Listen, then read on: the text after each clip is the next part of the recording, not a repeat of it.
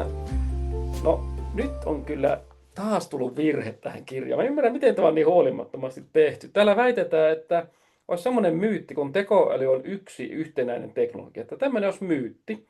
Mutta minä olen empiirisesti todennut ihan omin kätöisin käyttämällä tekoälyä, joka tuli 2022, kun ChatGPT tuli maailmaan.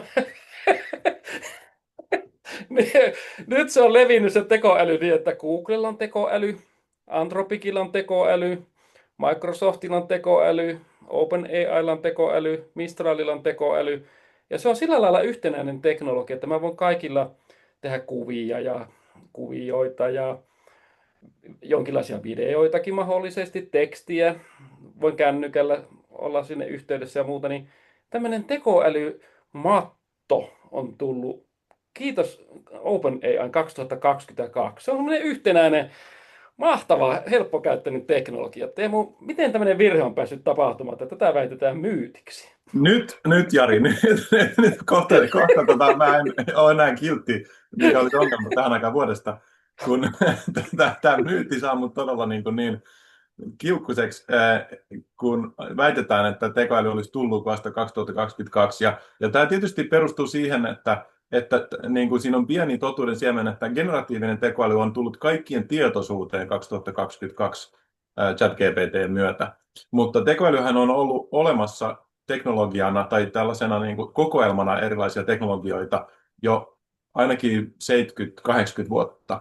Ja sitä on niin kuin ihan ammoisista ajoista, siis ainakin tietojenkäsittelytieteen mielessä ammoisista ajoista kehitetty ja pohdittu. Ja sen takia niin kuin itsekin monia kymmeniä vuosia tekoälyä tutkineena ja kehittäneenä, niin se on vähän niin kuin saa raivovaltaan, kun kuvitellaan ja tulee semmoinen mielikuva, että generatiivinen tekoäly olisi nimenomaan se ainoa tekoäly, mitä on, ja että se olisi ehkä tullut tämän yhden yksittäisen sovelluksen kautta ikään kuin jostain tyhjästä ilmestynyt meidän keskuuteen. Joo, jos totta puhutaan, niin tekoäly on ihan kaikkialla. Mä oon käyttänyt itse omissa luennoissani myöskin tätä Mark Weiseria ja kumppaneiden kaikkialla läsnä oleva ja kaikkialle sulautunut teknologia. Että tekoälyhän ei voi ikään kuin poistaa meidän keskuudesta.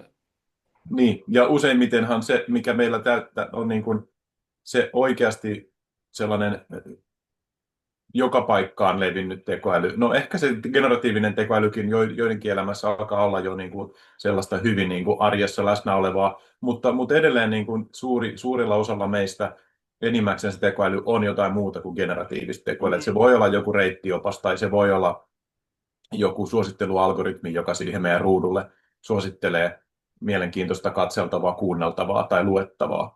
Ja kaikki nämä tekoälymenetelmät on myös tekoälyä. Ne on erilaisia tekoälymenetelmiä, ne perustuu vaikkapa johonkin reittioptimointialgoritmeihin tai sitten suosittelujärjestelmät perustuu erilaisiin profilointeihin ja muuhun, ja ne on tämmöistä numeronmurskausta.